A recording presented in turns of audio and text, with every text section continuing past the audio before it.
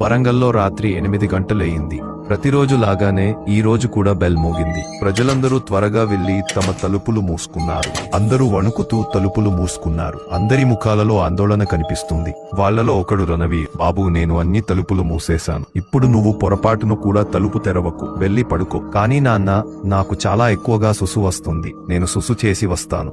సరే, నువ్వు త్వరగా సుసు చేసి పైకిరా. ఒక్క విషయం గుర్తుంచుకో, తలుపులు తెరవకు. సరే నాన్న, నేను తలుపులు తెరవను అని చెప్పి రణవీర్ సుసు చేయడానికి కిందికి వెళ్తాడు. సుసు చేసి తలుపుల వైపు చూసి ఆలోచిస్తూ ఉండిపోతాడు. సరే, నేను చూస్తాను. రాత్రి 8 తర్వాత తలుపులు తెరిస్తే ఏమవుతుందో చూస్తాను అని రణవీర్ వెళ్లి తలుపులు తెరుస్తాడు. కాని అక్కడ ఒక పెట్టె తప్ప ఏమీ లేదు. రణవీర్ ఏమీ ఆలోచించకుండా ఇంటి నుండి బయటకు వెళ్లి ఆ పెట్టెను తీసుకుంటాడు. దాన్ని ఇంట్లోకి తీసుకువస్తాడు. అతను ఆ పెట్టెను తెరవగానే ఒక బలమైన గాలి అతని ఇంట్లోకి వస్తుంది. వెంటనే రణవీర్ తల అతని శరీరం నుండి వేరు అవుతుంది. అతను అక్కడే చనిపోతాడు. అతని తల్లిదండ్రుల తలలను కూడా వాళ్ల శరీరాల నుండి వేరు చేస్తుంది.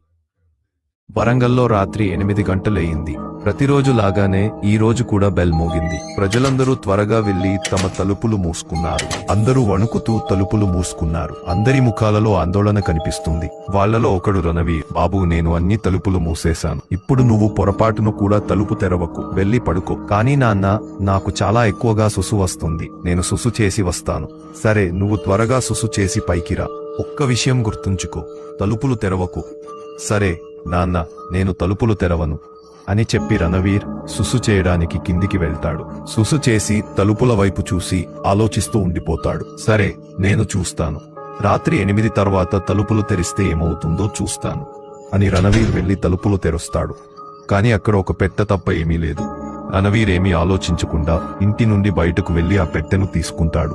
దాన్ని ఇంట్లోకి తీసుకువస్తాడు. అతను ఆ పెట్టెను తెరవగానే ఒక బలమైన గాలి అతని ఇంట్లోకి వస్తుంది. వెంటనే రణవీర్ తల అతని శరీరం నుండి వేరు అవుతుంది. అతను అక్కడే చనిపోతాడు. అతని తల్లిదండ్రుల తలలను కూడా వాళ్ల శరీరాల నుండి వేరు చేస్తుంది.